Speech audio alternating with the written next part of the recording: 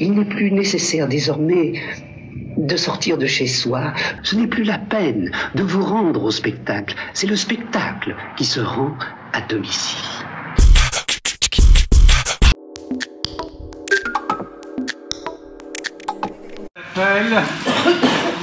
Marc Léturgie, Laurence Rouen, je pense qu'elle nous rejoindra. Adi Benfedoul a donne procuration à Ristan Robin à son départ, au départ de Adi Benfedoul. Liliane Brandly, Nelly Rodriguez a donné procuration à Jonathan Priolo. Francis Delteil a donné procuration à Michel Bosviel. Ristan Robin Elgreny, Jonathan Priolo, Marie-Claude Andrieux-Courbin, vous avez vu. Christian Bordenave, Alain Serrea, Marie-Lise Potron, Jean-Charles Gauthier, Gilbert Blanc, Denise Miguel, Alain Plazy. Il n'est pas présent aujourd'hui. Il est... Non. Non. Anne Sauquet, Michel Bosviel, Farida Moubi a donné procuration à Marie-Hélène Scotti, François de Madaillan, Martine Rosé, Alain Banquet, Marie-Hélène Scotti, Joël Kerbraon, Gaël Blanc-Lajaunie, Dominique Rousseau, Christiane Delpont, Fabien Ruet, Cécile Labarthe, Sylvie Chancogne, Jacqueline Simonet a donné procuration à Fabien Ruet, Cédric Zapera, Robert Richard est excusé, Paul-Henri Gallon. Bien, dans l'ordre du tableau, nous proposons comme secrétaire de séance, si l'on est d'accord et si tout le monde n'y voit pas, si personne n'y voit à redire, monsieur Paul-Henri Gallon. Oui, vous êtes secrétaire de séance. Voilà. Pour mon conseil, je suis bien.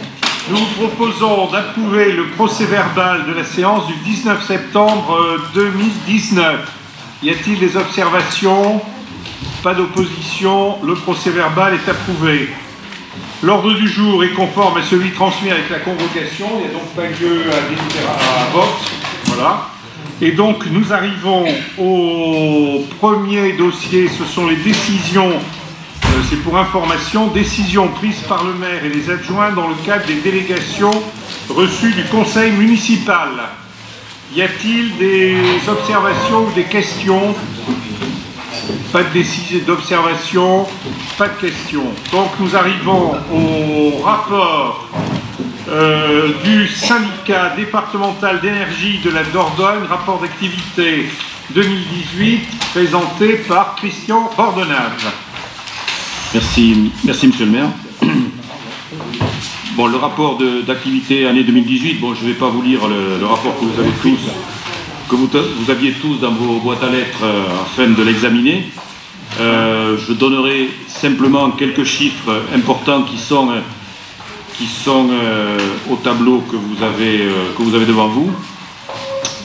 Donc un certain nombre c'est pour situer hein, l'année 2018, donc 11 544 km de réseau HTA, 13 611 km de réseau basse tension, 14 000 postes de transformation, ça c'est pour situer le syndicat, 276 000 dont usagers de ce service. Durée moyenne des coupures, je vais y revenir, je vous ferai une petite intervention particulière sur cette durée moyenne de coupure qui peut être étonnante puisqu'effectivement on est après un peu plus de 8 heures, donc, mais je vous dirai ce que j'en pense. Sur le réseau de gaz, puisqu'il y a également une compétence réseau de gaz, 1529 km dont de réseau de gaz naturel, 17,4 km de réseau de gaz propane, 84 communes desservies et 49 800 abonnés.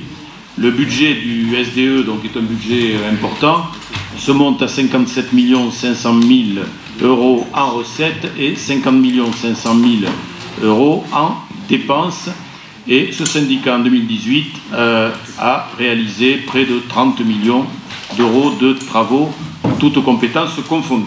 Donc un petit mot sur la durée moyenne des coupures, effectivement, qui m'a étonné, qui peut en avoir étonné certains. 527 minutes 5 effectivement de coupure.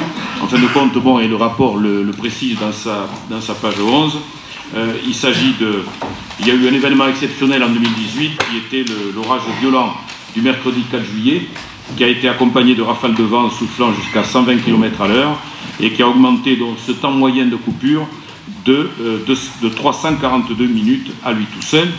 Donc et moi j'ai une autre information, puisque je suis dans une commission de travail qui travaille actuellement sur la remise en place, la remise en négociation de la convention avec l'Enedis et au SDE, et donc il nous est dit que hors aléa climatique, la durée moyenne des coupures est entre 2014-2018 de 146,3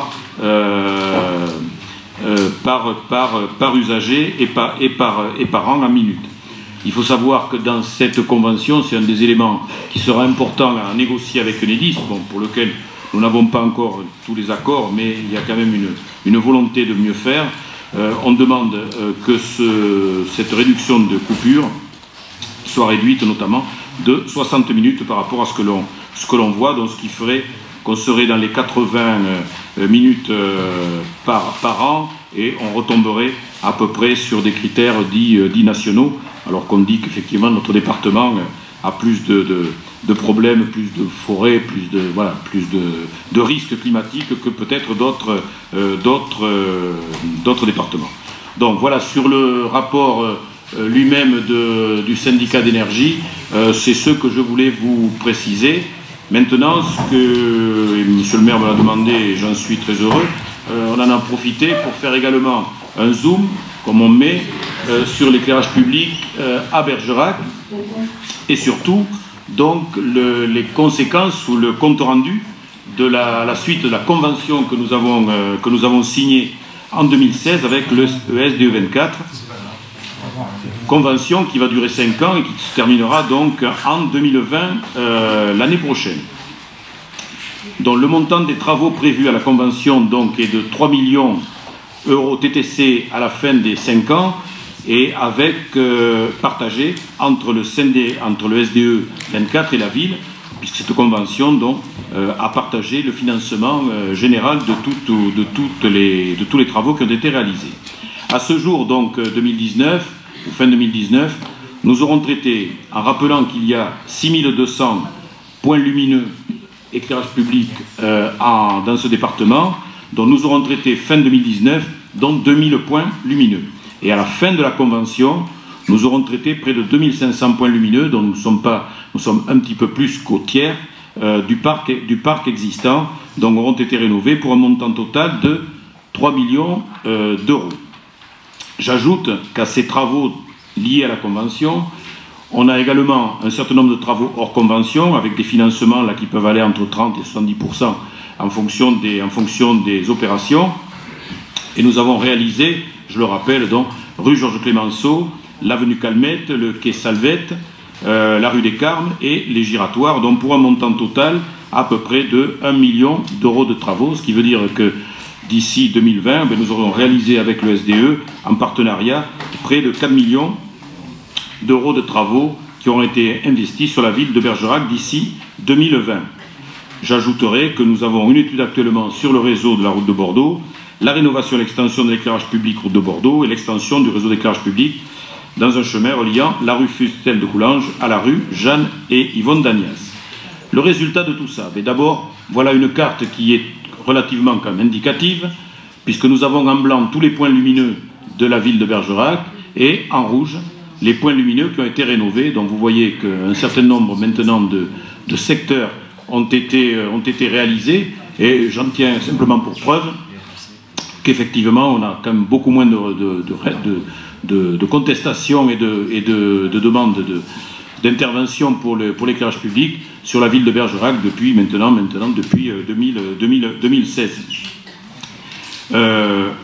Les économies d'énergie, puisque c'est quand même c'était un des objets dont tous les luminaires sont équipés aujourd'hui, tous ceux qui sont indiqués, d'abaisseur d'intensité programmé à 40% de réduction entre 23h30 et 5h30.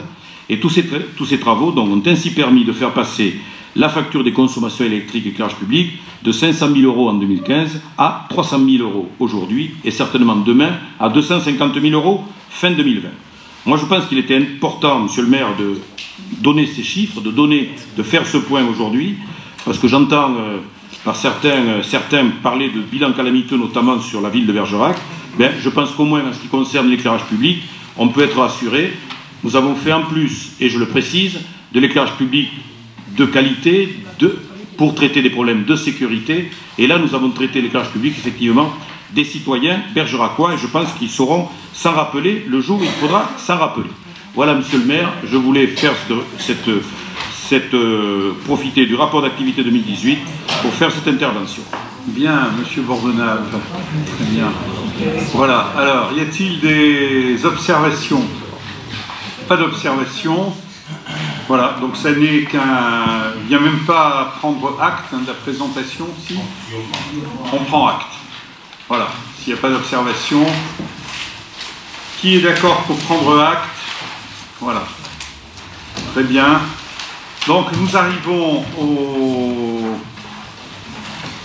débat d'orientation budgétaire, le rapport d'orientation budgétaire qui est évidemment le point majeur de cette soirée. Voilà, alors je voudrais d'abord rappeler un peu dans quel contexte s'est élaboré ce projet de budget, et ensuite je laisserai Adi Benfedoul et Jonathan Piolo apporter d'utiles compléments sur l'évolution et sur la préparation de ce document. Le rapport d'orientation budgétaire, en réalité, micro, s'il vous plaît. Bien conscience. Problème.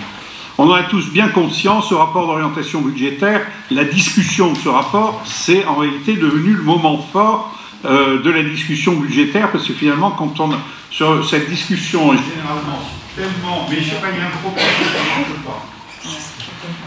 ça ne tient pas. Bon. J'avais la lumière, on n'a pas reçu. Ben oui, voilà. Pas tout à l'heure. Alors, on va changer, vous passez celui-là, en espérant qu'il marche. Voilà. Très bien. Merci. Merci. Bien. Donc, voilà, l'évolution a fait que c'est devenu, en réalité, le vrai débat sur le budget de l'année suivante. Et je pense que ce soir, on n'échappera pas à cette évolution. Dans quel contexte se prépare ce budget? Je veux dire qu'on est dans un climat un peu particulier. D'abord, le contexte général, mais aussi, il faut savoir que c'est le dernier budget de ce mandat, qui en réalité est le budget du début du mandat suivant. Donc c'est un petit peu particulier comme situation. Quelle est la situation générale des finances? Moi, ce qui me frappe de façon générale, c'est la dissociation de plus en plus marquée entre les finances de l'État et les finances des collectivités. Ça continue. Et les finances des collectivités territoriales. C'est-à-dire que les finances de l'État, quand on a commencé ce mandat, il y avait un lien très fort qui avait été établi entre les finances de l'État et les finances des collectivités territoriales, puisqu'on nous avait expliqué qu'on organisait et qu'on mettait en œuvre sur la durée, de 2014 à 2017, une baisse des dotations de l'État pour assurer le redressement, une baisse des dotations de l'État aux collectivités territoriales pour assurer le redressement des finances de l'État. Et on est entré dans ce jeu, et d'ailleurs nous l'avons joué, et nous n'avons pas fait partie de ceux qui poussaient des hurlements, parce que nous considérions qu'effectivement il y avait une solidarité de fait en matière de finances publiques entre l'État et les collectivités. Et aujourd'hui, à la fin de ce mandat, on se trouve dans une situation qui est tout à fait étonnante, puisque les finances de l'État ont repris une évolution qui n'a plus rien à voir avec les objectifs qu'on nous indiquait en début de mandat, Et par contre, les finances des collectivités territoriales, on nous maintient dans une ligne extrêmement serrée, extrêmement rigoureuse, qui est d'ailleurs pas sans justification.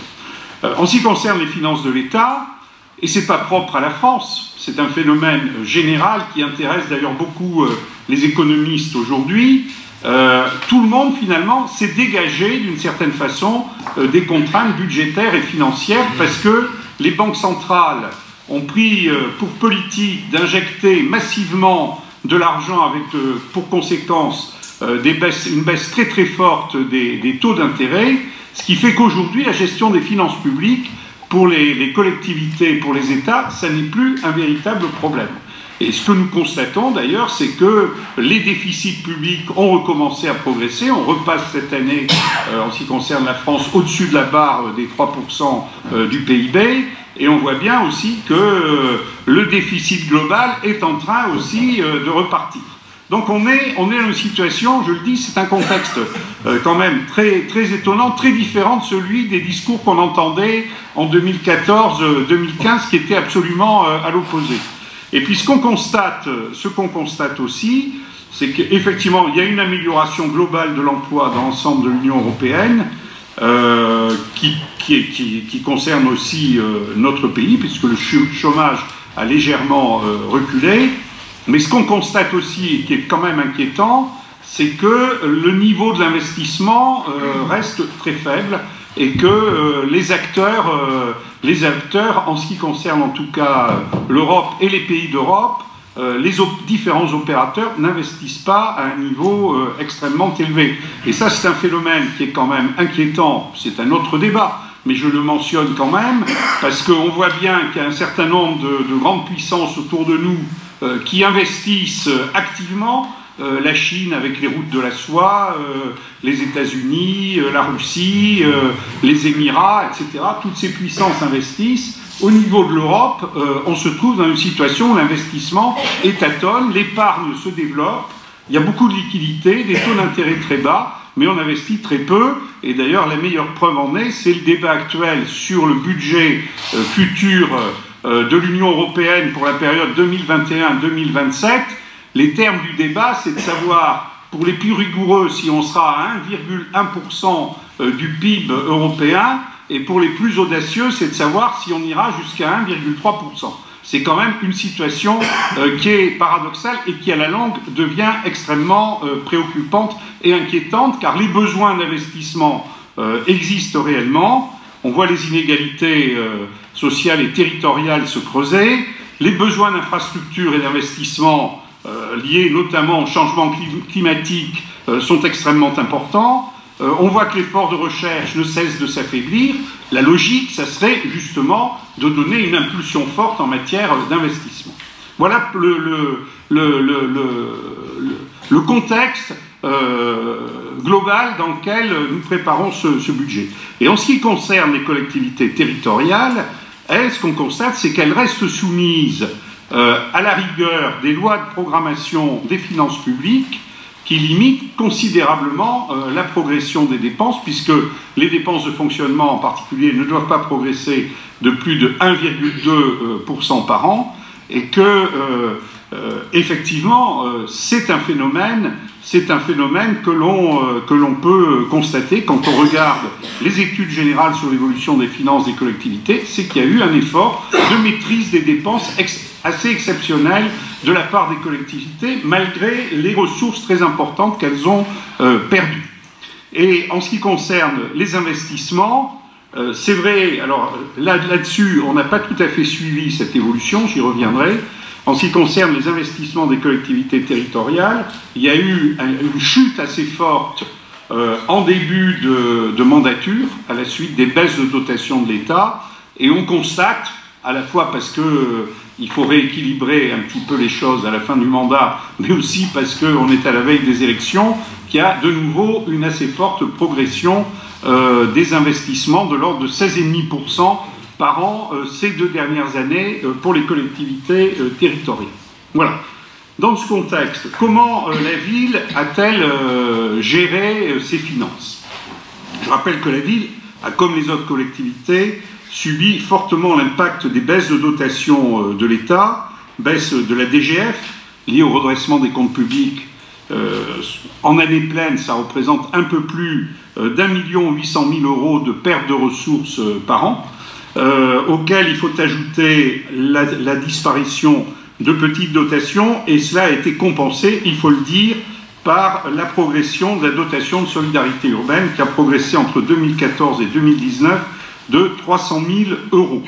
Voilà. Ce qui fait que globalement, la ville a perdu en année pleine environ 1 100 000 à 300 000 € de ressources en année pleine, au total. Malgré cette situation qui était quand même difficile à gérer, la ville a poursuivi un effort continu autour de 3 objectifs. D'abord, la réduction de la dette. On était au-dessus de 37 millions d'euros de dette en 2014. On est descendu aujourd'hui aux alentours un petit peu au-dessus, on va arriver un petit peu au-dessus de 31 millions d'euros, ce qui est quand même, ce qui était d'ailleurs l'objectif recherché, et qui en réalité est plus marqué encore que ça, puisque dans cet endettement, nous avons une partie de dette qui est en fait la reprise des budgets, des dettes des budgets d'assainissement et du budget d'eau qui sont transférés, on le sait, qui sont transférés à l'intercommunalité, mais il y a une partie des remboursements d'emprunts qui restent à la charge de la ville, mais qui en réalité portée, qui est assurée, qui est remboursée par l'intercommunalité. Ce qui fait qu'en réalité, on va se trouver à une situation d'endettement qui est de l'ordre de 30 à 30 millions et demi d'euros en termes d'encours de la dette, ce qui représente quand même une baisse de dette assez considérable. Deuxième volonté, l'absence d'augmentation de l'impôt. Et on est avec un taux de taxe d'habitation stabilisé à 13,89 et un taux de foncier bâti stabilisé à 34,47, ce qui nous met globalement en termes de fiscalité locale en dessous des principales villes de Dordogne et de Lot-et-Garonne, c'est-à-dire en dessous de Périgueux, Agen, Marmande, Villeneuve-sur-Lot, mais même en dessous d'autres collectivités de ces deux départements. Et il faut dire que cet effort qui a été continu est d'autant plus méritoire que les bases fiscales sont en moyenne plus faibles à Bergerac que dans d'autres villes, puisque les bases fiscales par habitant s'établissent à 1 187 € à Bergerac, contre 1 458 à Périgueux et 1 517 à Brive. Enfin, le troisième objectif que nous nous étions donné, c'était le rétablissement d'un autofinancement net positif, c'est-à-dire que la capacité, l'épargne de la ville doit rester, on doit garder un excédent net après remboursement de l'annuité de remboursement d'emprunt. On s'était donné pour objectif d'arriver à cet autofinancement net positif en 2020. On va y arriver normalement dès cette année. Voilà. Ce que je voudrais également souligner, c'est que malgré l'amenuisement de ces ressources, malgré cet effort continu de rétablissement de ses finances, la ville a maintenu un programme annuel d'investissement de l'ordre de 2 à 3 millions d'euros nets sans les subventions et de l'ordre de 4 millions d'euros par an en comptant les subventions. Ce qui caractérise cet effort d'investissement, c'est qu'il a porté avant tout sur les commodités offertes aux citoyens. Christian Bordenave a évoqué tout à l'heure notamment le programme d'éclairage public, mais il a porté aussi sur l'entretien du patrimoine de la ville et sur les moyens mis à disposition de la ville, ce qui est quand même ce qui était absolument nécessaire. Et je cite en particulier les efforts qui ont été faits en matière d'économie d'énergie, l'éclairage public, la réfection des toitures, les travaux spécifiques d'économie d'énergie qui se seront chiffrés au total à un peu plus de 2 millions d'euros sur l'ensemble du mandat. C'est quand même un sujet qui est tout à fait à l'ordre du jour. Les travaux qui ont été menés dans les quartiers, je pense en particulier au centre social Germaine-Tillon, aux aménagements qui ont été poursuivis à Naillac et sur le quartier Nord. Je voudrais également parler des travaux qui ont été faits dans les écoles, l'achèvement du groupe scolaire du Bout des Vergnes pour près d'1,5 million d'euros, les travaux d'entretien et de sécurité pour près d'1 million d'euros, et les équipements sportifs, la ville portant une masse considérable d'équipements sportifs, puisque pratiquement toutes les activités sportives de l'arrondissement sont largement ancrées sur la ville de Bergerac, et les travaux de construction de nouveaux équipements et d'entretien se chiffrent à plus de 3 millions d'euros pour la durée du mandat. L'effort d'accessibilité des bâtiments a été engagé sur l'action sociale également, avec le centre La Gabrielle et la maison d'accueil temporaire. Donc je dis qu'il y a peut-être pas eu de grandes réalisations spectaculaires en ce qui concerne les investissements de la ville, mais un effort d'investissement continu qui a touché tous les secteurs d'activité et qui concerne l'ensemble de nos concitoyens.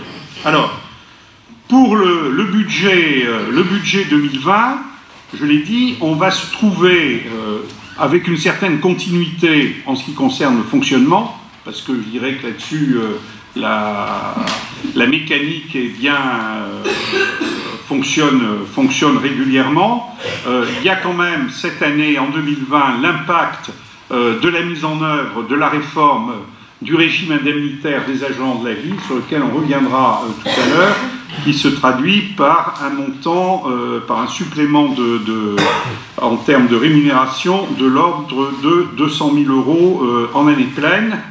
Et d'autre part, nous aurons sur les investissements une certaine évolution. Pourquoi?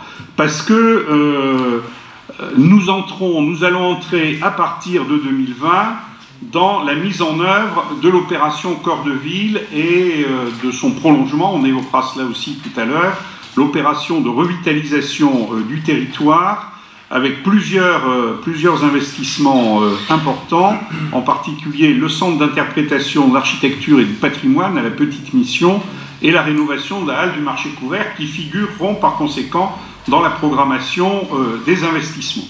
Et d'autre part, en ce qui concerne les autres opérations que nous avons également inscrites dans ce budget et qui répondent à des attentes déjà anciennes, la part de financement de la ville dans le futur stade, dans le nouveau stade d'athlétisme, et d'autre part le financement de la caserne des sapeurs-pompiers. Ça, c'est des investissements qui sont attendus depuis très longtemps, et également la mise en chantier de la salle Cyrano.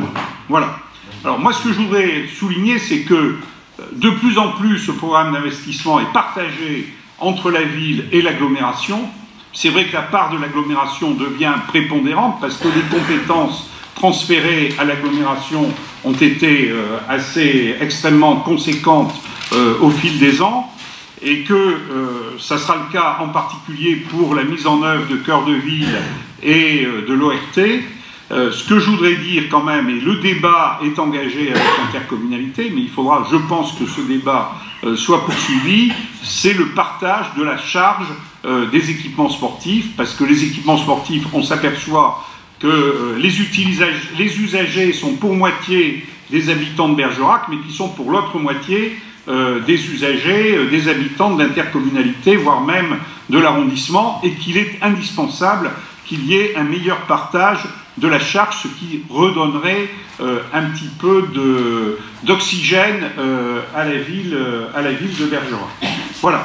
Voilà. Donc, en conclusion, ce que je voudrais dire, c'est que l'effort de désendettement permettra sans doute d'être plus audacieux en matière d'emprunt et donc en possibilité d'investissement, parce qu'on était descendu aux environs de 2 millions et demi d'emprunts par an, et qui sera, je pense, pendant les quelques années possible d'aller à 3 millions et demi, donc ce qui redonnera un petit peu de facilité, à condition de continuer ce qu'on a recherché tout au long de ce mandat, à condition de dégager un autofinancement net positif et de maintenir cet autofinancement net positif, qui est la condition, je dirais, qui est l'indicateur majeur de la bonne santé des finances de la ville. Voilà ce que je voulais dire. C'est un peu technique, mais derrière ça, c'est quand même les enjeux de développement de notre ville. Je laisse la parole à Habib Benfedoul. Oui, merci Monsieur le maire.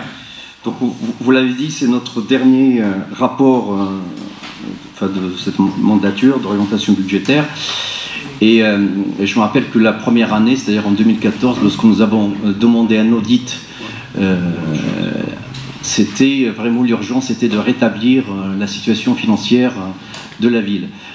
Vous avez rappelé notre ligne, notre stratégie, à savoir la maîtrise des dépenses de fonctionnement, le désendettement avec le maintien stable des taux de la fiscalité. Mais c'est quand même important aujourd'hui pour les élus qui ont fait ce travail-là avec l'ensemble des agents de la ville de faire une comparaison entre ce que nous avons eu en 2014 et ce que nous laissons pour la ville de Vergeois.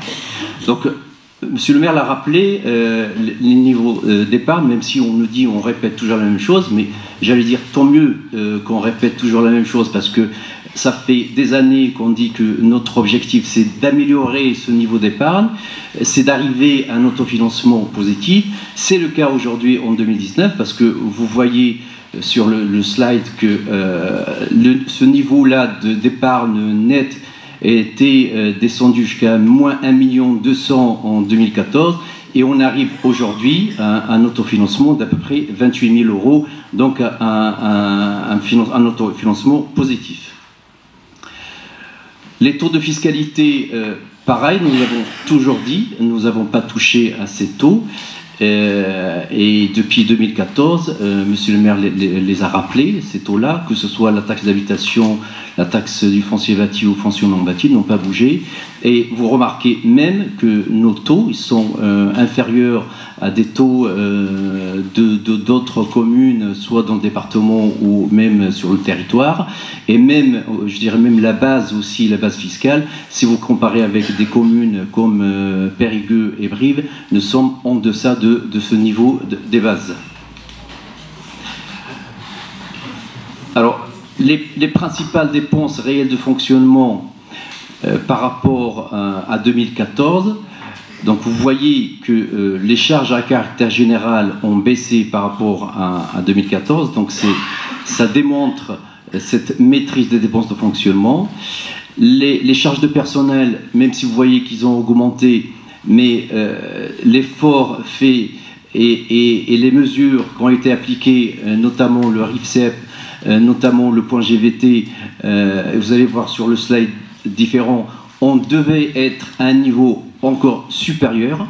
Et si vous voyez en jaune les prévisionnels 2020 sur les bases actualisées, et donc à un niveau on devait être à 19 659 000, nous sommes aujourd'hui à 19 075 000. C'est pareil pour les charges à caractère général. On devait normalement, si on a suivi une évolution normale de cette augmentation, on devait être à un niveau à 6 878 000, alors qu'aujourd'hui, le niveau est à 6 070 000. Autre charge de gestion courante, là on a fait plus que l'évolution générale. Et les charges de gestion courante, c'est tout ce qui est subvention, tout ce qui est notre participation au SDIS. Cela démontre, malgré l'effort que nous avons fait, nous avons voulu maintenir un niveau acceptable, même faire mieux que les autres années en termes des subventions pour les associations. La conséquence de notre politique de désendettement, nous l'avons toujours dit, que le fait de passer de 38 millions en 2014 à peu près 31 millions aujourd'hui, fait que nos frais financiers ont beaucoup baissé, en passant de 1 200 000 à 600 000 €, ce qui nous permet de faire des économies substantielles en termes de frais de fonctionnement. Les principales recettes de fonctionnement, Monsieur le maire l'a rappelé, avec un contexte extrêmement défavorable à la ville de Bergerac. Vous voyez que les dotations en participation ont beaucoup baissé entre 2014 et 2019. De 8 645 000, nous sommes descendus à 7 065 000. Avec une augmentation de dotation de solidarité urbaine, mais malgré cette augmentation d'à peu près 300 000, le total de la dotation a beaucoup baissé entre 2014 et 2020. Notre évolution du capital et dans notre niveau d'endettement a également baissé. C'est ce qu'on nous appelle le désendettement de la ville. Nous avons réussi à désendetter la ville de Bergerac d'à peu près 6 millions entre 2014 et 2020, ce qui donne aujourd'hui une capacité plus importante d'emprunter, donc une capacité plus importante d'investir. Et vous voyez le graphique avec un comparatif de capital remboursé, capital emprunté, c'est que depuis 2014, nous avons remboursé plus ce que nous empruntons, mais à partir de l'année prochaine, la ville pourrait retrouver cette capacité, donc emprunter un peu plus de ce qu'il rembourse, et donc nous aurons cette marge de manœuvre un peu plus importante en termes d'investissement. Et je laisse finir Jonathan pour les principaux investissements. Merci Adib. Effectivement, le maire a balayé très large tout à l'heure dans la présentation. Et c'est vrai que, monsieur le maire, vous l'avez dit, nous travaillons en toute coopération très étroite avec l'agglomération et sa implication sur les affirmations de ce premier budget a un impact positif quand même pour l'ensemble du territoire. Et puis sur l'année 2020, Adib, tu l'as dit, nous continuons à respecter nos objectifs, qui étaient les nôtres dès le début du mandat, pour redresser les finances de la ville, par la maîtrise des dépenses de fonctionnement, essayer de maintenir un niveau élevé d'investissement, et on va voir un petit peu en détail maintenant, continuer également l'effort de désendettement, on l'a vu Adib, tu as présenté tout à l'heure différents graphiques, et puis maintenir aussi une qualité de service public, c'est important, on a vu les travaux du service de l'accueil de la mairie qui sont terminés aujourd'hui, nous allons continuer pour ce service public. Et puis ensuite soutenir les actions aux associations sur notre territoire, parce que c'est très important. Sur les investissements, vous avez des travaux qui permettent des économies d'énergie à hauteur d'1 50 000 €. L'éclairage public, Christian a présenté tout à l'heure le rapport sur le SDE. L'éclairage des équipements sportifs, la mise en place de systèmes permettant la fermeture automatique de l'éclairage des gymnases, des travaux d'isolation et substitution d'énergie dans les gymnases, et enfin la réfection des toitures. La salle d'activité Cyrano, puisque nous avons plusieurs dépenses, les dépenses récurrentes, puisqu'on a vu tout ce qui est le maintien et la mise aux normes d'équipement, les dépenses engagées également, avec ici la salle d'activité Cyrano, le bâtiment rue Saint-Esprit également, et dans le cadre d'Action Cœur de Ville, je parlais de la relation avec l'agglomération, c'est le SIAP, les travaux du Centre d'architecture et d'interprétation du patrimoine. Et puis enfin les différentes participations, la caserne des pompiers, on l'a déjà évoqué plusieurs fois, que ce soit en conseil communautaire ou ici en conseil municipal, l'établissement public foncier qui intervient largement pour nous, le soutien au logement ancien, le capital de la future SEM de l'abattoir, on y reviendra tout à l'heure, le capital de la future SEM de gestion de la cuisine centrale, le stade d'athlétisme qui est important pour notre territoire, puisqu'aujourd'hui on a tous les financeurs qui ont été autour de la table et qui ont accepté son financement, le département, la région, l'agglomération et la ville de Bergerac, la surcharge foncière sur la rue Saint-Michel, avec l'opération menée par Urbalis Habitat, et la placette hydroélectrique, on le verra un petit peu plus tard dans les différentes délibérations de la ville.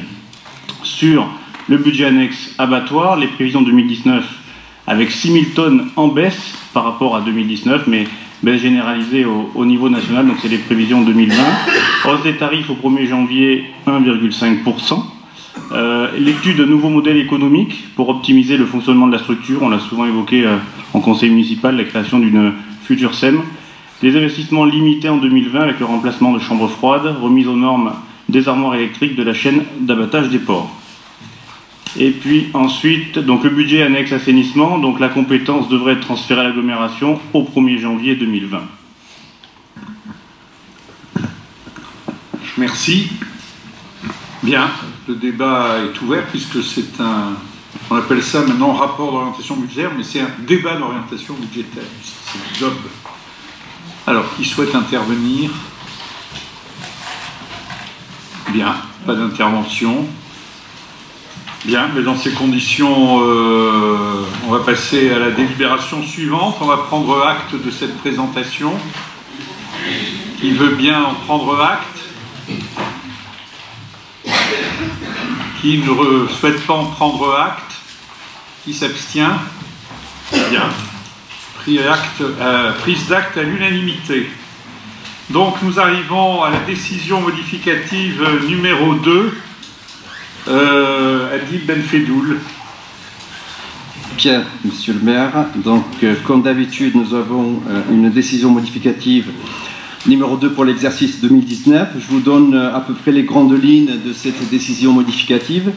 En section d'investissement pour la partie dépenses, début des travaux de mise aux normes du bâtiment rue Saint-Esprit pour 200 000 €, et une enveloppe complémentaire pour l'acquisition de véhicules 77 000 €. Diminution des crédits inscrits sur les travaux de la salle d'activité Cyrano pour moins 245 000 € et de l'opération redynamisation du centre-ville pour moins 468 000 €. Pour la partie recettes, ajustement des crédits de cession plus 140 000 €, de l'enveloppe des amendes de police suite à notification plus 384 000 €. Opération d'ordre budgétaire, l'ajustement des crédits d'amortissement plus 55 000 € en recettes et dépenses. En section de fonctionnement, pour la partie dépenses, enveloppe complémentaire au chapitre des charges de personnel pour 150 000 €. Pour la partie recettes, suppression de la recette de DRCTP pour 19 000 €. Et pour le budget annexe régie de l'abattoir, en section d'investissement, ajustement des crédits matériels plus 25 000 €, enveloppe nécessaire pour la mise aux normes de stérilisateurs, de couteaux et acquisition d'extracteurs et vapeurs. En section de fonctionnement, régularisation de la recette perçue au titre des certificats d'économie d'énergie plus 120 000 €, enveloppe complémentaire au chapitre des charges de personnel pour le paiement des indemnités de départ à la retraite de 2 agents pour 30 000 €, enveloppe complémentaire au chapitre des charges de gestion courante pour régulariser une admission en non-valeur et finir de solder le montant des malfaçons jusqu'à la fin de l'année pour 7 000 €. Donc, après avoir délibéré, le conseil municipal est appelé à approuver la décision modificative numéro 2 pour l'exercice budgétaire 2019.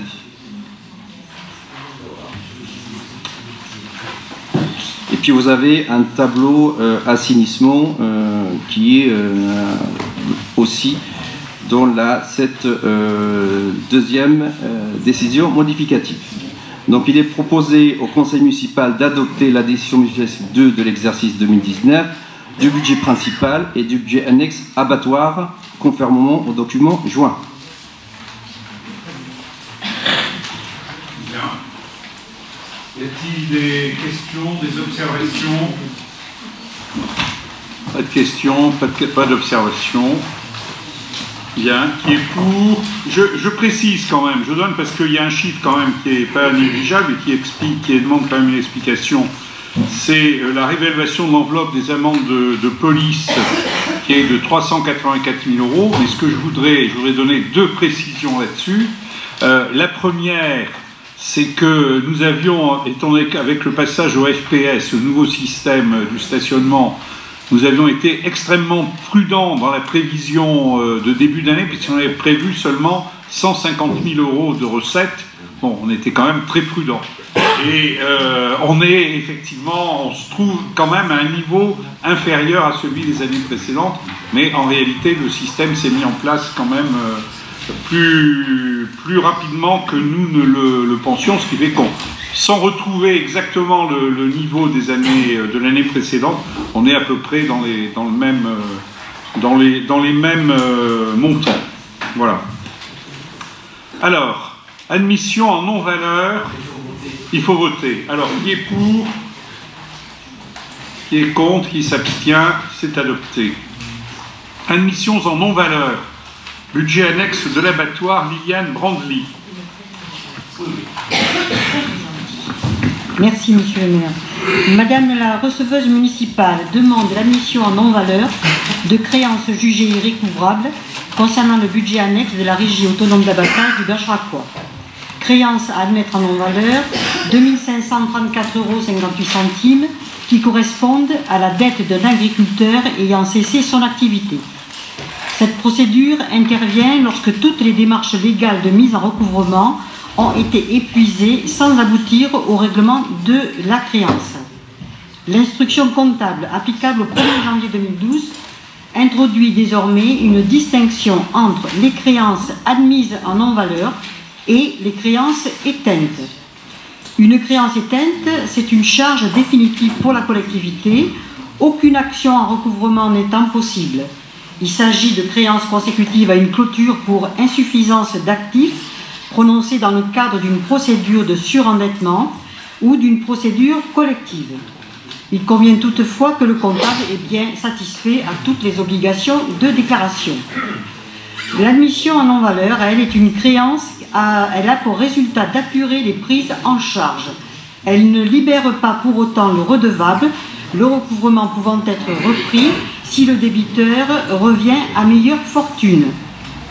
Au vu des pièces transmises par Madame la receveuse justifiant de l'irrécouvrabilité de ces créances, le conseil municipal est invité à admettre en non-valeur la somme de 2534,58 € sur le budget annexe régie autonome d'abattage du Bergeracois et donc à approuver les propositions d'admission en non-valeur d'un montant de 2534,58 € au budget annexe régie autonome d'abattage du Bergeracois.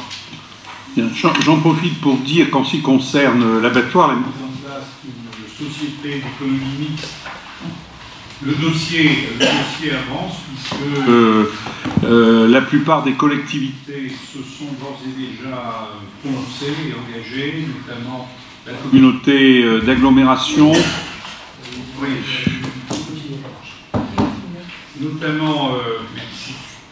notamment la communauté d'agglomération bergeracoise, le Grand Périgueux, la Vallée de l'Homme, qui est aussi une des collectivités très concernées. Nous attendons le département qui a pris une position de principe et qui attend de voir quels sont les partenaires privés qui vont s'engager, mais nous avons déjà des engagements de principe de certains des partenaires privés et nous rencontrerons prochainement les petits producteurs, les bouchers de Bergerac et des environs de Bergerac qui souhaitent également être partie prenante. Voilà, donc c'est un dossier qui avance au rythme prévu et sur lequel on aura sûrement l'occasion de revenir. Y a-t-il des observations? Pas d'observations. Qui est pour?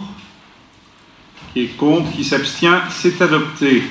Alors, mandat spécial de frais de mission dans le cadre d'un déplacement à Hohenneuendorf. Marie-Hélène Scotti. Merci, monsieur le maire. La ville de Hohenneuendorf, en Allemagne, a invité le maire de Bergerac à participer à la cérémonie du 30e anniversaire de la chute du mur de Berlin, qui a eu lieu le samedi 9 novembre 2019, dans le cadre du jumelage. À cet effet, monsieur Liturgie, premier adjoint, a été désigné pour représenter le maire. En ce qui concerne les élus municipaux, les frais de séjour et de transport peuvent être remboursés dans la situation suivante. Exécution par les membres des conseils municipaux d'un mandat spécial, article L. 2123-18 et R. 2123-22-1 du Code général des collectivités territoriales. Ce mandat spécial, pour un montant global de 237,84 € correspondant à une mission accomplie dans l'intérêt de la commune. Le conseil municipal est donc invité à se prononcer sur la prise en charge des frais réels engagés par M. Liturgie, soit 237,84 €. Les crédits sont inscrits au compte budgétaire 6532 du budget principal. Ce déplacement s'inscrit dans la volonté d'ouverture de la ville, d'abord à l'échelle européenne. Je voudrais rappeler que nous avons des relations avec plusieurs villes, Faenza, Ostrów Wielkopolski en Pologne, Hoheneuendorf, que nous soutenons de nombreuses actions d'échange entre jeunes, en particulier le Parlement européen des jeunes, auquel les jeunes de Bergerac prennent une part très active avec des contacts avec 8 ou 9 autres villes d'Europe, des échanges de lycées, les échanges avec le lycée de Mostar en Bosnie, on soutient les actions du lycée Mendebiran, et puis les échanges aussi qui se développent entre le lycée, et ça c'est extrêmement intéressant parce que c'est la première fois qu'un jumelage se traduit par des relations directes entre lycées, entre le lycée Mendebiran à Bergerac et le lycée Marie Curie à Hohenneuendorf. Les jeunes de Hohenneuendorf étaient à Bergerac pendant que Marc Léturgie et une fonctionnaire de la ville étaient en Allemagne. Les jeunes de Hohenneuendorf étaient présents à Bergerac et ils ont fait avec les jeunes bergeracois, ils ont réalisé une évocation de la chute du mur de Berlin. Et puis je rappelle qu'au-delà, nous avons également des échanges avec Kénitra au Maroc et Repentigny au Québec. Voilà. Y a-t-il des observations? Oui.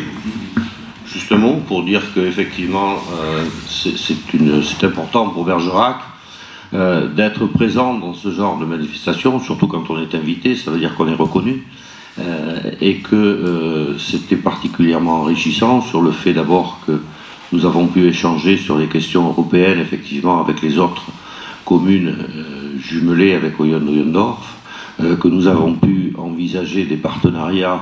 Comme le disait Monsieur le maire, il y a un agent qui m'a accompagné, et donc envisager des partenariats de travail sur les méthodes de travail.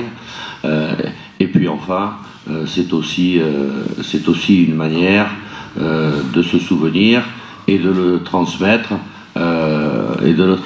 aux jeunes Allemands comme aux jeunes Français. Voilà, je ne vais pas rentrer dans tous les détails, mais c'était effectivement particulièrement riche et fourni. Bien. Qui est pour? Qui est contre? Qui s'abstient? C'est adopté. Bien. Mise en place du nouveau régime indemnitaire tenant compte des fonctions, des suggestions, de l'expertise et de l'engagement professionnel, le RIFSEP. Voilà. Alors, vous savez,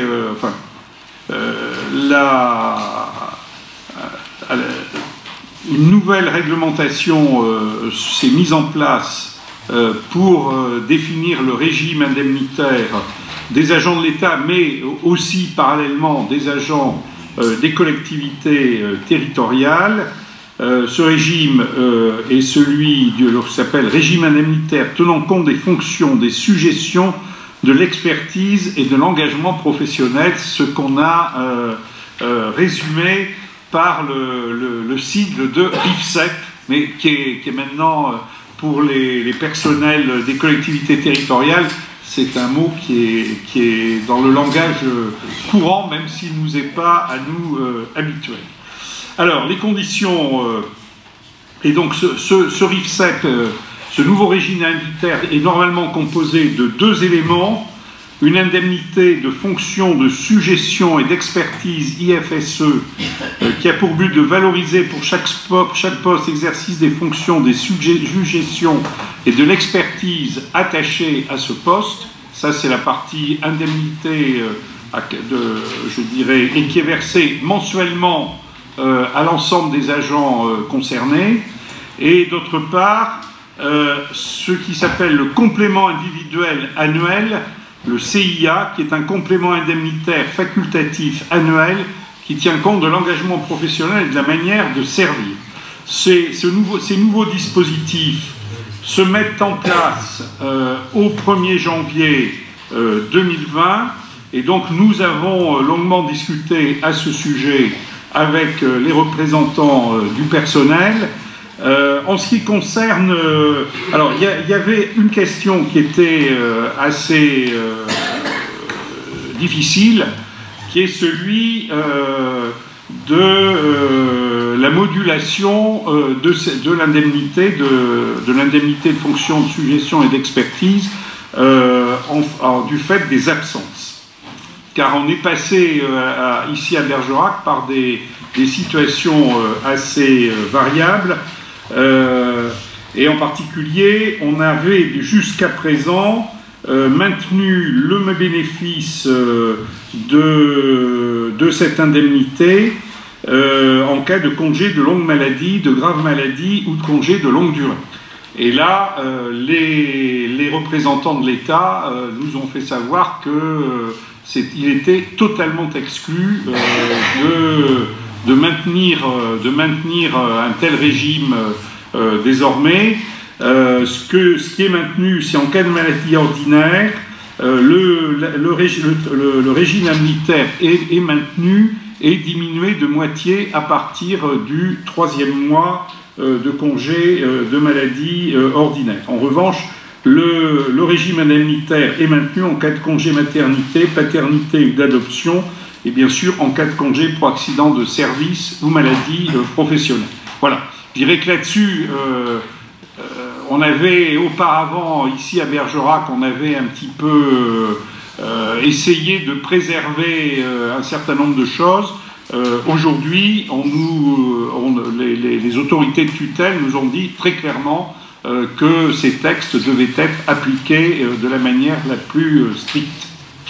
Ce que nous avons fait sur l'indemnité de fonction de suggestion et d'expertise, ce que nous avons souhaité, c'est profiter de l'introduction de ce régime indemnitaire pour relever sensiblement les indemnités des personnels de catégorie B et C, qui sont globalement ceux des personnels qui ont les rémunérations les plus faibles. Et dans ces conditions, nous avons réévalué le montant global des indemnités versées à ces personnels, ce qui se traduit par le montant global annuel de 205 000 € supplémentaires que j'ai évoqué tout à l'heure et qui apparaîtra dans le budget 2020.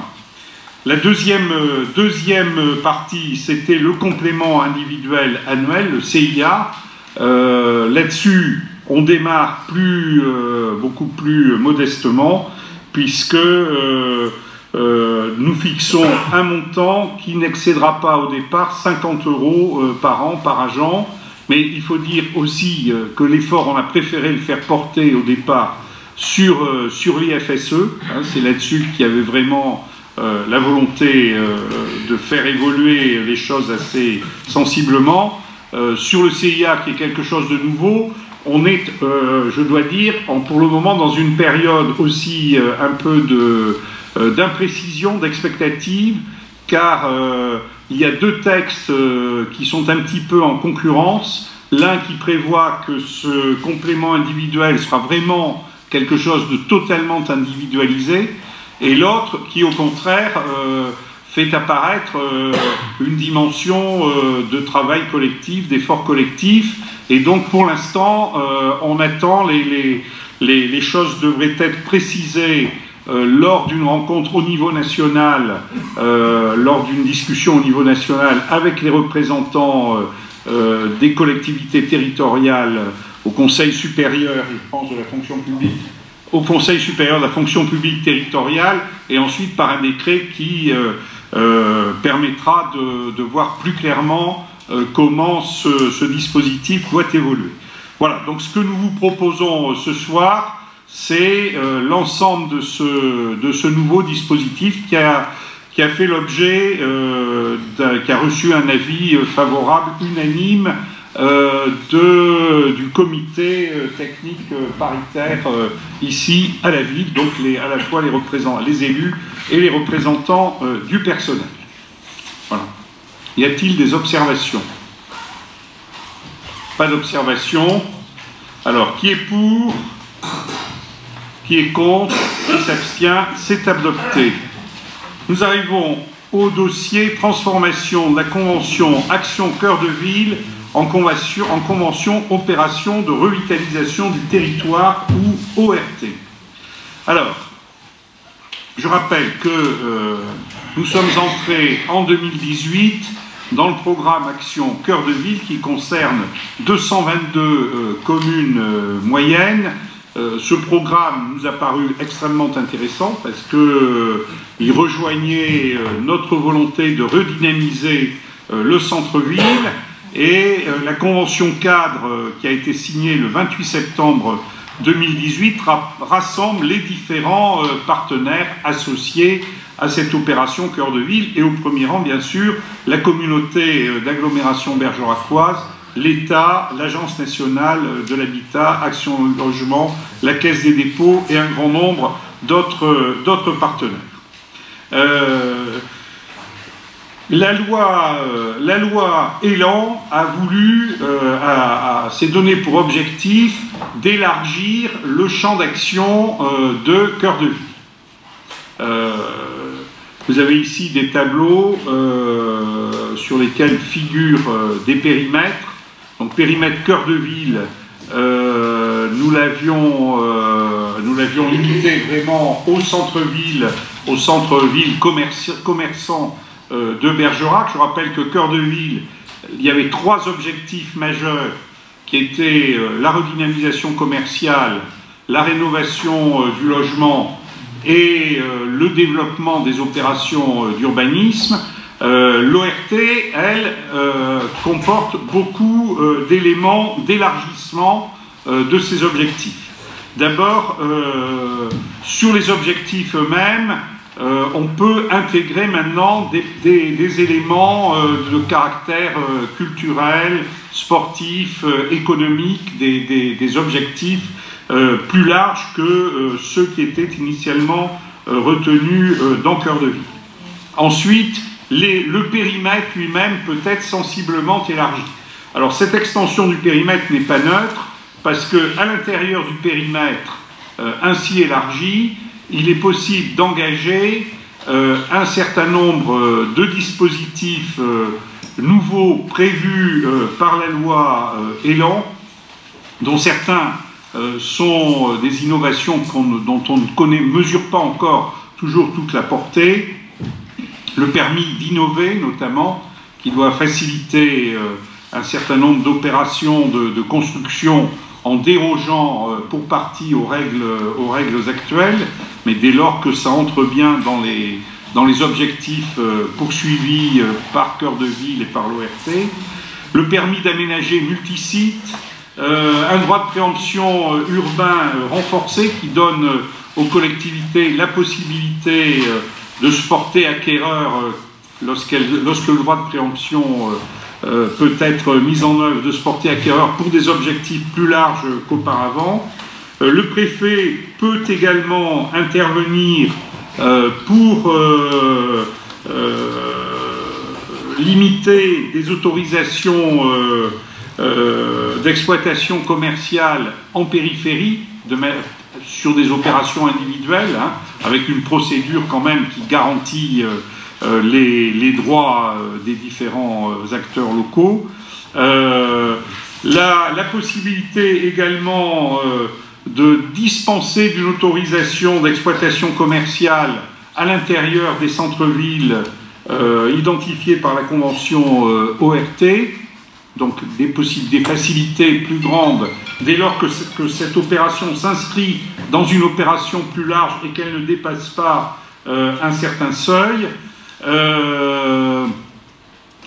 Et également l'interdiction des baux tout immeuble. Ça, c'est une disposition extrêmement intéressante pour Bergerac, puisqu'elle ne permettra plus de faire des accès séparés dans un même bâtiment pour les commerces et pour l'habitat. On sait que dans Bergerac, on a eu un certain nombre d'immeubles où on sera obligé, de faire un accès séparé pour les logements et les commerces. Excusez-moi. On sait qu'à Bergerac, on a un certain nombre d'immeubles où il n'y a plus d'accès aujourd'hui pour la partie logement, il n'y a que la partie commerce qui est accessible.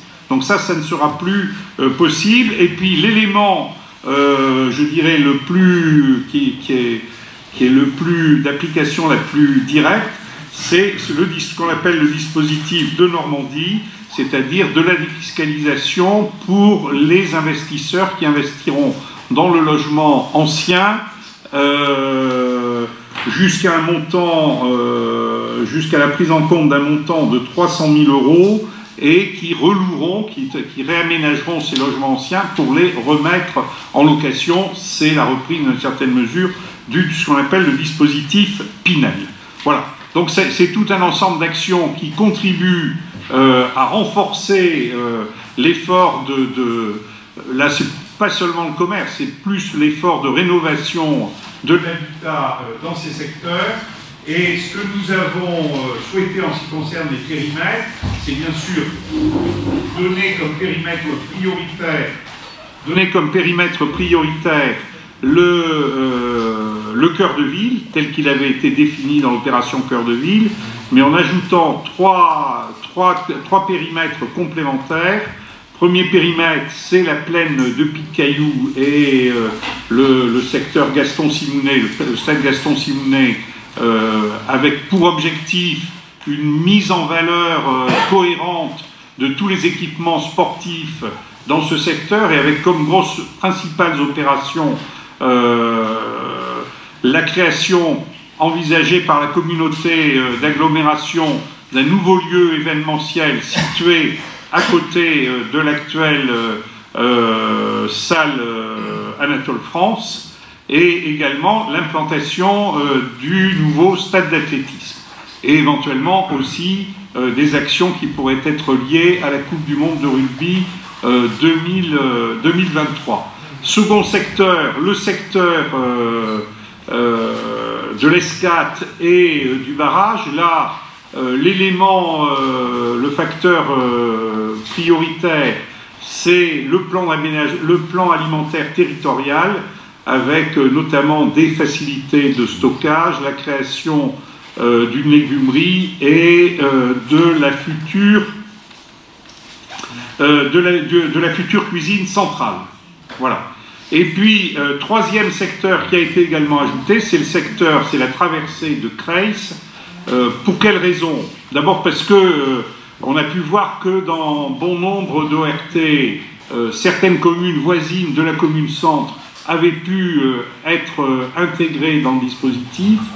Il y a plusieurs raisons qui justifient cela en ce qui concerne Creys. D'abord, le fait que la traversée, c'est un habitat qui est relativement ancien, à la différence de la plupart des autres communes immédiatement voisines de Bergerac qui ont eu un développement plus récent. C'est une commune qui a été relativement impactée par le développement industriel de ce secteur, notamment la présence voisine de la poudrerie. Et c'est un secteur également qui avait déjà été classé précédemment en politique de la ville, conjointement à Bergerac, dans les années 2000. Donc il nous a paru opportun de l'intégrer également dans cette opération. Voilà ce que je pouvais dire sur cette création d'une opération de redynamisation, de revitalisation du territoire, qui a déjà été adoptée d'ailleurs en conseil communautaire et que nous proposons d'adopter parallèlement ce soir ici en conseil municipal de Bergerac. Y a-t-il des observations? Pas d'observation. Qui est pour? Qui est contre? C'est adopté. Avenant à la convention cadre Action Cœur de Ville, Action Nouvelle. Marc Léturgie. Merci, monsieur le maire. Je ne vais pas refaire l'historique donc de l'action Cœur de Ville et ORT. Vous avez pu en avoir les détails précédemment par monsieur le maire.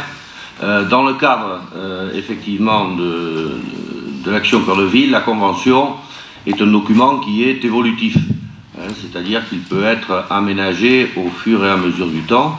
Et dans ce cadre-là, justement, ça c'est conforme à l'article 5, bien sûr, de la Convention, et dans ce cadre-là, nous souhaitons y apporter par voie d'avenant 2 modifications, à savoir une dont on vient de parler, qui est l'étude sur la plaine des Jeux de Pic-Caillou, pour avoir quelque chose de cohérent et qui permette d'avoir un ensemble.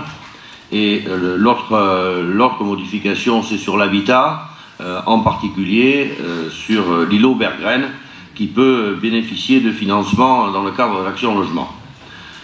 Donc il est demandé au conseil municipal d'autoriser le maire à signer l'avenant à la convention Action Cœur de Ville, si vous n'y voyez pas d'inconvénient. Je vous remercie. Bien, y a-t-il des observations? Pas d'observation. Qui est pour? Qui est contre? Qui s'abstient? C'est adopté. Signature d'une convention de partenariat pour le financement du Tour de l'Avenir, Marie-Lise Potron. Merci, monsieur le maire. Dans le cadre du Tour de l'Avenir 2019, organisé par l'association Alpes Vélo, la ville de Bergerac a été choisie pour être ville arrivée du contre-la-montre Aimé Bergerac le vendredi 16 août 2019.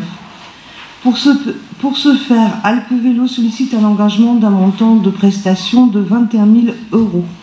La ville de Bergerac s'engage à régler le ticket d'entrée de cette épreuve et sollicite la communauté d'agglomération bergeracoise pour une participation financière d'un montant de 7 500 €. Ces dispositions sont réglées par une convention jointe. En conséquence, vu le cadre général des collectivités territoriales et considérant qu'il y a lieu de délibérer, il est proposé au conseil municipal d'autoriser monsieur le maire à signer la dite convention. Voilà. En fait, ce qui s'est passé, c'est que Alpes Vélo a souhaité n'avoir qu'un seul interlocuteur. Et donc, on a la subvention du département qui vient en déduction des 21 000 €. Et ensuite, on a partagé les 15 000 € restants entre la CAB et la ville. Voilà. Y a-t-il des observations? Pas d'observation. Qui est pour? Qui est contre? C'est adopté. Recours au partenariat dans le cadre de la cérémonie Sportives en scène, Marie-Lise Potron. Alors, tous les 2 ans, la ville de Bergerac récompense les sportifs bergeracois. Cette manifestation sportive en scène aura lieu le 20 décembre 2019 au centre culturel Michel Manet. Pour le financement, il est proposé d'établir un partenariat public et privé. Le cadre réglementaire impose à la collectivité de veiller à ne pas accorder de libéralité à une entreprise. Donc il convient donc de déterminer par avance le cadre des partenariats qui seront mis en place en fixant d'une part les montants et d'autre part les modalités. Donc vous avez toutes les formules dans le tableau. Il est donc demandé au conseil municipal de valider ce dispositif, d'autoriser le versement de la part des entreprises à la ville de Bergerac et d'autoriser la conclusion et la signature d'une convention pour chaque partenariat convenu sur la base des modalités présentées ci-dessus.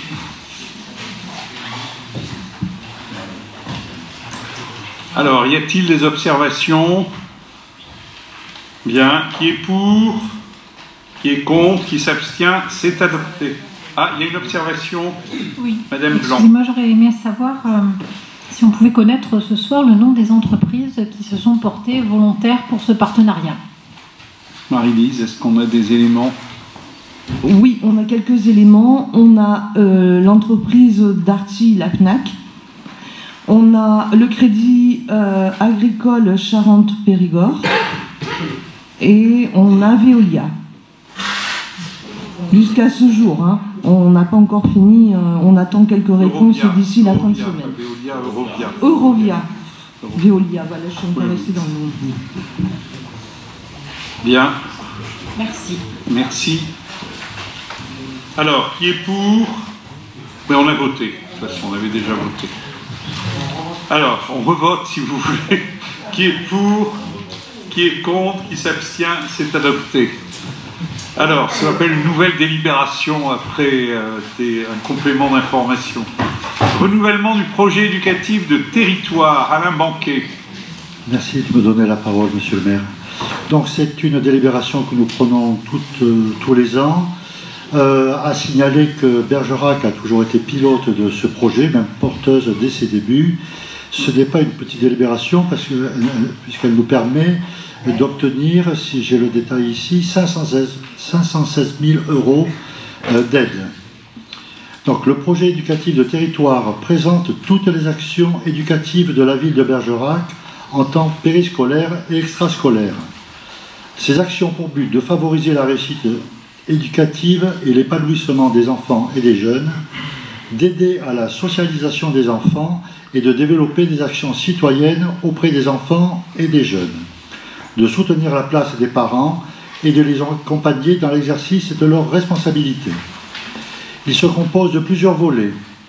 Des accueils de loisirs sans hébergement en temps périscolaire dans toutes les écoles de la ville pour des activités culturelles, sportives et citoyennes, pour la pause de midi, les accueils de matin et de soir, ainsi que les études. Des actions en partenariat avec l'éducation nationale pendant le temps scolaire, mise à disposition d'éducateurs sportifs et d'animateurs culturels de la ville.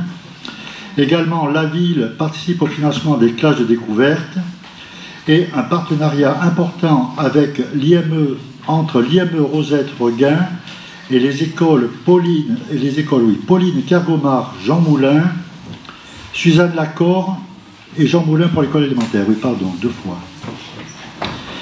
Des actions sociales et aides aux familles avec les classes, contrats local d'accompagnement scolaire, les centres sociaux qui mettent en place des aides au travail scolaire, l'action Petit Pas à l'école maternelle Gambetta pour l'adaptation à la rentrée des petits, mais également pour les parents et les enseignants, les actions de médiation des centres sociaux autour de la parentalité, les actions dans le cadre du PRE, Programme de réussite éducative, améliorer la situation scolaire et prévenir le décrochage précoce, apporter une aide au bien-être des enfants dans le domaine de la santé physique et psychologique, mais aussi culturelle et sportive, impliquer les familles et les soutenir.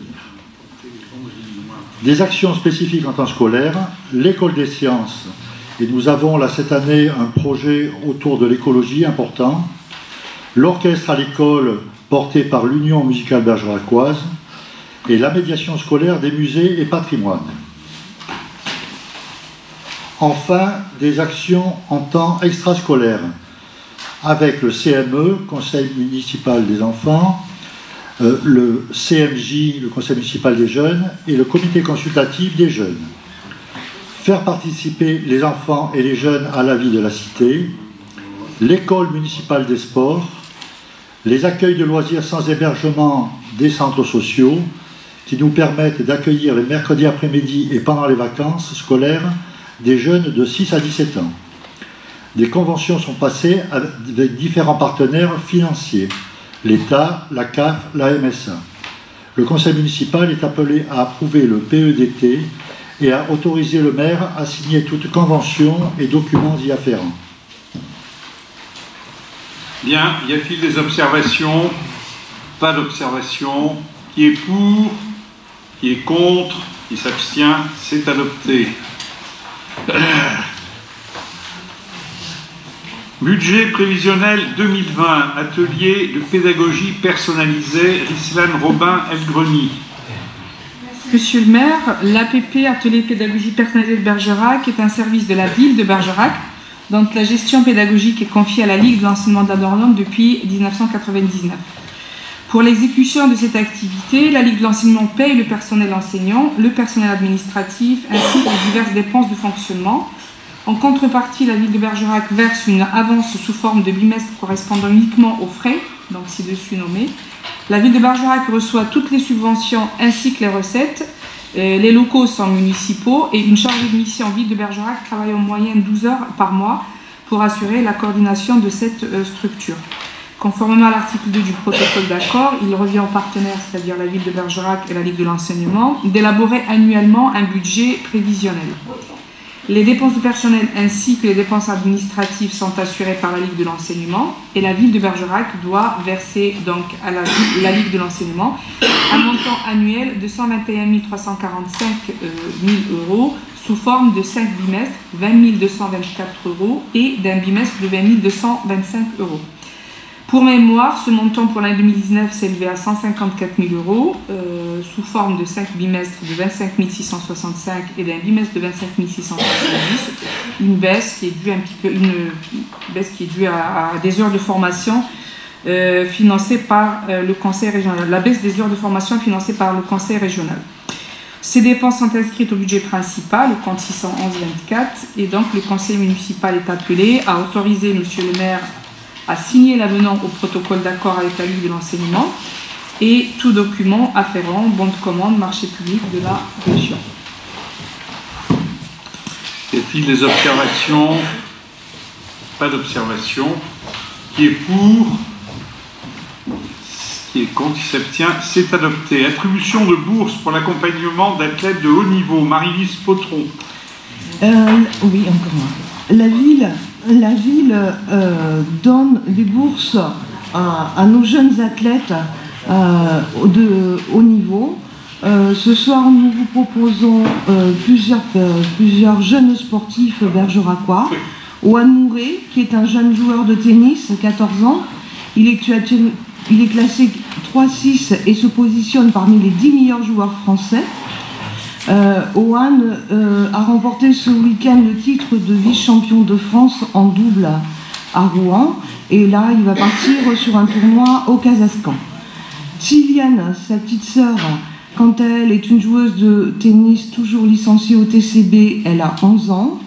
Elle vient de terminer un tournoi en Israël. Son prochain tournoi à Tarbes est qualificatif pour les Petits As 2019. Raphaël Chadourne est un jeune joueur de tennis né en 2010 et licencié au tennis club depuis l'âge de 4 ans. Il fait partie depuis 2017 des joueurs élites de sa génération. Il représente la région Nouvelle-Aquitaine dans les compétitions nationales. Bilal Ben Ali est un jeune boxeur licencié depuis l'âge de 11 ans à l'Union sportive bergeracoise. Il a déjà de nombreux titres, champion de Dordogne, d'Aquitaine et champion de France en 2018, vice-champion en avril 2019. Le niveau de compétition de ces athlètes nécessite un accompagnement financier afin de faire face aux frais engagés sur leur saison sportive. Les crédits correspondants sont inscrits au budget 2019 sur la ligne 67 14 40. Il est demandé au conseil municipal d'attribuer à l'association Le Point Gagnant d'Ohan Mouré une bourse d'un montant de 400 € pour Ohan et une bourse d'un montant de 400 € pour Tilienne. À Raphaël Chadourne, une bourse d'un montant de 300 € et à Bilal Ben Ali, une bourse d'un montant de 400 €. Au total, cette année, ce seront 7 jeunes qui auront bénéficié de 3 000 € de bourse en totalité. Donc il est demandé au conseil municipal d'attribuer ces bourses et d'autoriser monsieur le maire à signer la convention de partenariat. Merci. Voilà. Donc c'est voilà. Il y a un certain renouvellement. Vous voyez que c'est des très jeunes qui sont. C'est bien, c'est porteur d'espoir pour Bergerac. Alors, qui est pour? Qui est contre? Qui s'abstient? C'est adopté. Alors, attribution de subventions exceptionnelles. Anne Sauquet. Merci, monsieur le maire. Afin de redynamiser le centre-ville et faire revenir les clients, les associations de commerçants du centre-ville et les autres commerçants d'ailleurs organisent à l'occasion des fêtes de fin d'année diverses animations. Cette année, donc, ça sera sur le thème de Disney. Ils demandent une participation financière à la ville à hauteur de 1 000 € pour pouvoir les mettre en place. D'autre part, le 30 novembre prochain aura lieu à Bergerac le Critérium de France. Cet événement se déroulera en 2 temps. Tout d'abord, une épreuve sportive qui est organisée par l'association Entente Vélo Cyclo Club Bergeracois. Donc cette année, elle aura lieu aux places Foirail et se déclinera en 4 courses. Donc vous avez le descriptif sur votre feuille. Et en fin de journée, donc, il y a une soirée de gala qui est organisée donc, à la salle Anatole France. Et d'ailleurs, elle sera en direct sur France Télévisions. Pour l'organisation de cette manifestation, il est proposé de verser une subvention exceptionnelle de 1 500 € à l'association Comité d'organisation du Tour de France en Bergeracois. Le conseil municipal est donc appelé à approuver l'attribution de ces 2 subventions exceptionnelles. Donc, 1 000 € à l'association Résistance et 1 500 € à l'association COTFB. Les crédits nécessaires sont inscrits au chapitre 67, compte 6745.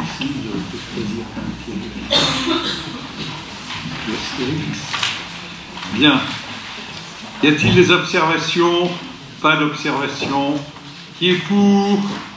Qui est contre? Qui s'abstient? C'est adopté. Opération programmée pour l'amélioration de l'habitat, renouvellement urbain, Roxana. Christian Bordenave. Mais comme chaque conseil municipal, nous avons donc un certain nombre de dossiers à présenter donc, qui font l'objet effectivement du programme Roxana, avec donc des primes qui permettent effectivement de reprendre un certain nombre de problèmes dans l'habitat privé, requalifier le parc existant en luttant contre l'habitat indigne et la précarité énergétique, adapter le parc existant pour accueillir de nouvelles populations et développer la mixité sociale, valoriser le cadre urbain pour rendre plus attractif le centre-ville. En termes d'objectifs donc, du programme Roxana, vise la requalification de 245 logements de propriétaires occupants et de 60 logements locatifs. Donc comme d'habitude, vous avez une ligne, enfin vous l'aviez jointe dans la clé USB, donc là on présente 12 dossiers pour un montant total de travaux de 232 052 et les diverses subventions accordées par la ville, dont se montent à 9 396 €. Il y a des travaux de rénovation énergétique, des travaux d'adaptation de logements, des primes façades, ce qui correspond effectivement à la convention que nous avons signée. Donc Solia, chargé du suivi et animation de l'opération, a monté les premiers dossiers et la ville donc est appelée à subventionner ces travaux, donc selon les modalités précisées dans la convention, dont le conseil municipal est donc invité à approuver le montant des subventions prévisionnelles accordées aux propriétaires. Voilà, monsieur le maire. Pas d'observation. Qui est pour? Qui est contre? C'est adopté. Instauration d'une redevance d'occupation du domaine public pour l'assainissement, Marc Léturgie. Merci, monsieur le maire. Conformément aux dispositions des articles R2333-121 et suivants du Code général des collectivités territoriales, le maire informe le conseil municipal qu'une redevance peut être instituée pour l'occupation du domaine public communal par les ouvrages des services de distribution d'eau et d'assainissement. Et comme vous le savez, effectivement, à partir du 1er janvier 2020, c'est une compétence qui va être transformée transférée, reprise par la communauté d'agglomération. En conséquence de quoi, nous souhaitons demander au conseil municipal de voter effectivement une taxe qui s'appliquera à la fois sur les kilomètres de réseau et sur les mètres carrés d'emprise. À savoir que cette taxe, les montants, vous l'avez lu dans les délibérations, on part sur une base en 2010 de 30 € et de 2 € pour le mètre carré. Les montants actualisés aujourd'hui, au 1er janvier 2019, seraient donc de 34,59 € par kilomètre de réseau et de 2,31 € par mètre carré d'emprise au sol pour les ouvrages bâtis non linéaires, hors regard de réseau d'assainissement évidemment. Donc le conseil municipal est appelé à instaurer cette redevance qui sera applicable au 1er janvier 2020 au montant actualisé indiqué ci-dessus, c'est-à-dire, je vous le rappelle, donc 34,59 € et 2,31 €. Et a décidé enfin d'indexer chaque année cette redevance sur la base de l'index ingénierie de base 100 en 2010.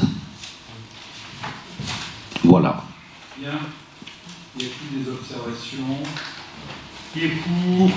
Qui est contre? Qui s'abstient? C'est adopté.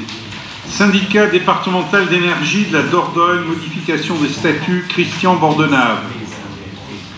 Conformément à la demande de monsieur le préfet en date du 8 avril 2019, il a été nécessaire d'intégrer de nouvelles communes, au nombre de 26, dans la composition du SDE 24. Cette intégration se traduit par une diminution du nombre de communes composant le département de la Dordogne, 505 au lieu de 557, et c'est accompagné d'une recomposition des secteurs géographiques des communes membres du SDE 24, passant de 15 secteurs à 16 aujourd'hui, Bergerac faisant toujours partie du secteur 13. En outre, et pour répondre également à la demande de monsieur le préfet, le comité syndical du SDE a rappelé son attachement à la notion de syndicat de communes. Ces modifications statutaires ont été adoptées par les membres du comité syndical du SDE 24 par délibération en date du 10 septembre 2019. Le conseil municipal est appelé à approuver la modification des statuts du syndicat départemental d'énergie de la Dordogne. Bien, pas d'observation. Qui est pour? Qui est contre? Qui s'abstient? C'est adopté. Opération sur les installations d'éclairage public. Marie-Claude Andrieux-Courbin. Oui, merci Monsieur le maire. Donc, comme tout le monde le sait, la compétence éclairage public étant transférée au SDE, toute opération, qu'elle soit étude ou travaux, ne faisant pas l'objet de la convention cadre, doit être présentée au conseil municipal. Donc, à la demande de la ville, le SDE a engagé une étude concernant la rénovation de l'éclairage public du parking du centre social Germaine-Tillon à Nayac. Le montant total de cette opération, dont le SDE 24 est maître d'ouvrage, est de 17 677 €. La prise en charge par la ville s'établit à 70% du coût réel. Nous sommes là, bien sûr, une opération en continuité avec les travaux du centre social et en plus de la sécurité. Les crédits correspondants sont inscrits au budget 2019 de la ville. Donc le conseil municipal est appelé à accepter l'opération ci-dessus mentionnée et s'engager à y participer selon les modalités et dans les conditions financières exposées. Autoriser le maire à signer toutes les pièces afférentes. Bien, y a-t-il des observations? Pas d'observation. Qui est pour? Voilà, c'est adopté. Opération sur les installations d'éclairage public. Non, j'ai sauté, je vais aller trop vite. Non, c'est fait. Alors voilà. Vente d'une propriété rue du Pont-Saint-Jean à Fabrice Sirin. Martine Rosé. Voilà, c'est ça. Merci, monsieur le maire. Oui, la ville a mis en vente une propriété 6 à Bergerac, 44 rue du Pont-Saint-Jean. Une offre a été présentée par monsieur Fabrice Sirin pour un montant de 50 000 € net vendeur. France Domaine ayant évalué ce bien à 42 000 €. L'intéressé a pour projet de réaliser 2 ou 3 appartements. Le conseil municipal est donc invité à décider la cession de la propriété ci-dessus désignée à Fabrice Sirin pour un montant de 50 000 € net vendeur. Désigner maître Bonneval, notaire à Bergerac, pour assister le notaire de l'acquéreur en vue de la signature de l'acte notarié et préalablement, si les parties le jugent nécessaire, conclure un avant-contrat. Autoriser monsieur le maire à accomplir toutes les formalités nécessaires et à signer toutes les pièces relatives à l'aboutissement du dossier. Bien, y a-t-il des observations? Pas d'observation. Qui est pour? Qui est contre? Qui s'abstient? C'est adopté. Acquisition du parvis aménagé rue des Fontaines. Jonathan Priolo. Merci monsieur le maire.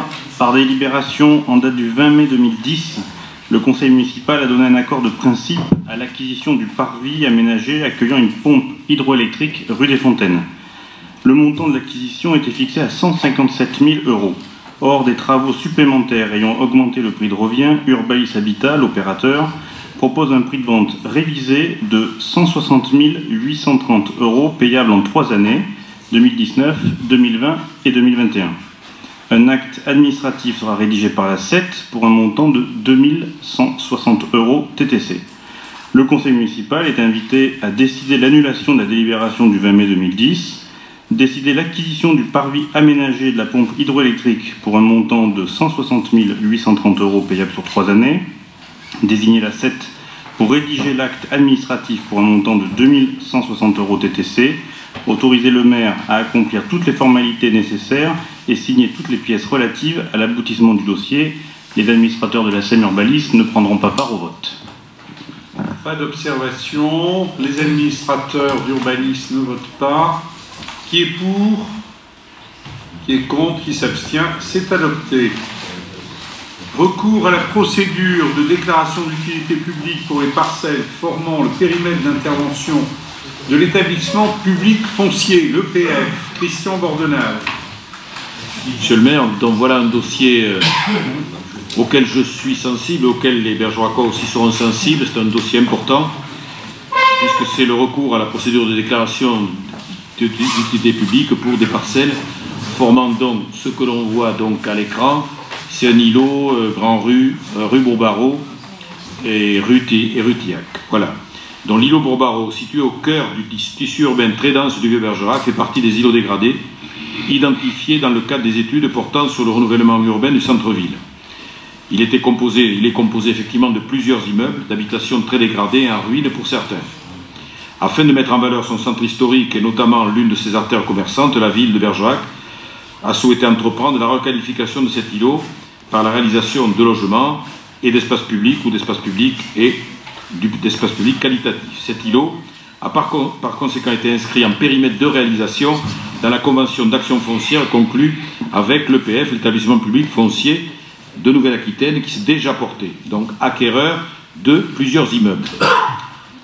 Donc sur le plan, vous voyez, foncier en cours d'acquisition en tireté en quadrillé rouge, donc ça c'est une opération qui est en train de se réaliser, où les propriétaires de la rue Bourbarot du dessous nous ont demandé également d'acheter un immeuble qui fait la traverse entre rue Bourbarot et la rue Mounet-Sully, où il y avait un magasin qui s'appelait Les Olympiades pour les Bergeracois que vous êtes. Ensuite, en foncier acquis, nous avons 3 immeubles donc, qui sont acquis. Et la présente délibération donc, porte surtout sur le foncier rayé en jaune sur le document mis à l'écran. Donc les propositions adressées aux propriétaires des parcelles cadastrées section, donc c'est effectivement la SCI Grand Rue et M. Lazaridis, étant resté sans réponse, la ville et l'EPF de Nouvelle-Aquitaine proposent d'enclencher la procédure de déclaration d'utilité publique qui pourra déboucher sur l'expropriation des emprises si cela s'avère bien sûr nécessaire. En effet, le recours à l'expropriation est une conséquence nécessaire pour permettre une telle maîtrise foncière et ainsi aboutir au renouvellement urbain de cet îlot, conformément aux objectifs de la Convention Action Cœur de Ville, du futur PLU-IHD et du projet d'aménagement et de développement durable et également du SCOT. Donc voilà un dossier qui me semble être très important. Je rappelle simplement, c'est mon passé qui le veut, qu'en tant que directeur de service technique, nous avions procédé à une démolition d'une partie de ce bâtiment pour des raisons de sécurité liées bien sûr à d'éventuelles chutes sur le domaine public et sur la Grand Rue, mais depuis, effectivement, rien n'avait été, il y avait un contentieux et rien n'avait pu être mis en œuvre pour cette opération. Et moi je suis très heureux qu'avec l'EPF nous ayons pu enfin essayer au moins d'acquérir ces parcelles, et c'est donc l'objet effectivement de cette délibération. Il est donc proposé au Conseil municipal d'approuver le recours à la procédure d'expropriation en vue de la réalisation des objectifs précités, d'autoriser l'EPF de Nouvelle-Aquitaine à engager une procédure de déclaration d'utilité publique pour les parcelles cadastrales référencées qu'on a déjà citées, de demander à l'EPF de Nouvelle-Aquitaine de solliciter Monsieur le Préfet pour l'ouverture des enquêtes conjointes d'utilité publique et parcellaire préalable à la déclaration à la DUP, au titre de l'article, bien sûr, R112.5 du Code d'expropriation. De demander à l'EPF de Nouvelle-Aquitaine de solliciter Monsieur le Préfet de la Dordogne, au terme des enquêtes précitées, pour prendre un arrêté déclarant l'utilité publique et déclarant cessibles les parcelles cadastrées les mêmes, ainsi que la saisine du juge d'expropriation en vue de prononcer une ordonnance d'expropriation au profit de l'EPF de Nouvelle-Aquitaine, d'autoriser l'EPF a sollicité et signé toute pièce, courrier ou document et a engagé toute procédure judiciaire devant toute juridiction nécessaire au prononcé de la déclaration d'utilité publique et des expropriations ainsi qu'à la fixation des indemnités correspondantes et enfin donc autoriser le maire, Monsieur le maire, à signer tout acte ou convention à intervenir dans le cadre de cette procédure et à prendre toutes les dispositions pour ce qui concerne le suivi administratif, technique et financier de la présente délibération. Voilà, monsieur le maire. Y a-t-il des observations? Pas d'observation. Qui est pour? Qui est contre? Qui s'abstient? C'est adopté. Enfin, nous avons une motion de la ville de Bergerac pour le retrait du plan de réorganisation de la Direction Générale des Finances Publiques. Je vais observer que cette motion a déjà été adoptée en conseil communautaire. Ce plan, qu'on appelle le plan Darmanin, et qui prévoit notamment la fermeture de 14 trésoreries en Dordogne, ne concerne pas aussi directement la ville de Bergerac, même s'il y a certains réaménagements. Voilà, nous avons eu une petite discussion avec la direction départementale des finances publiques, avec quelques compensations pour Bergerac. En revanche, sur les secteurs ruraux, il est vrai que ces fermetures de trésorerie vont encore aggraver le recul du service public en milieu rural, même si on nous dit qu'il y aura des accueils de proximité, nous savons très bien qu'en réalité, il n'y aura pas le même nombre d'agents, que les présences ne seront pas du tout comparables, et dans ces conditions, nous avons toutes les raisons de partager les inquiétudes des élus et des habitants, des citoyens des communes rurales. C'est la raison pour laquelle nous vous proposons d'adopter par solidarité cette motion. Oui, Madame Blanc. Oui, merci Monsieur le maire. Nous avons étudié une motion très proche de celle-ci au département il y a quelques jours, où nous avons eu la chance, je mets bien le mot chance avec des guillemets, d'avoir le délégué du Premier ministre en charge de la numérisation qui est venu nous prêcher la bonne parole, venant nous dire que même si on descendait à 4 points d'information contre 18 actuellement, il y aurait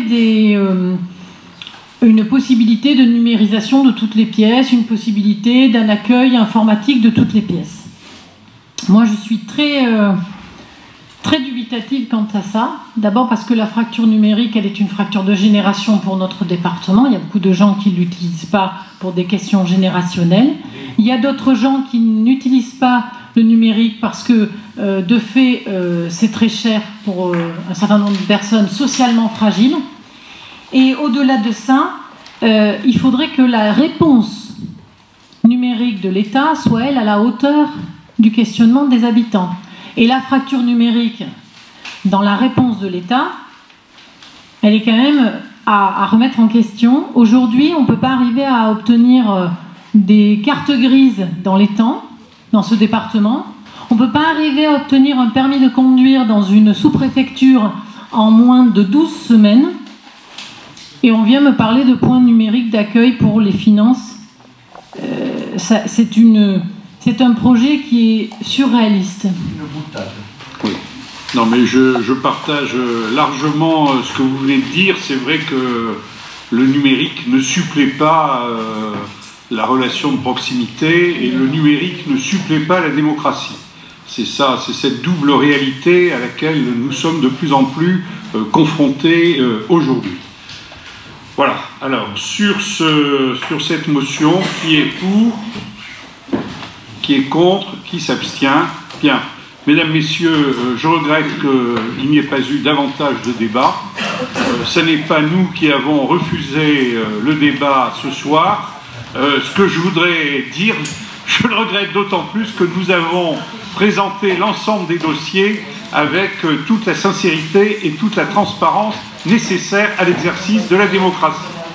Merci. La séance est levée.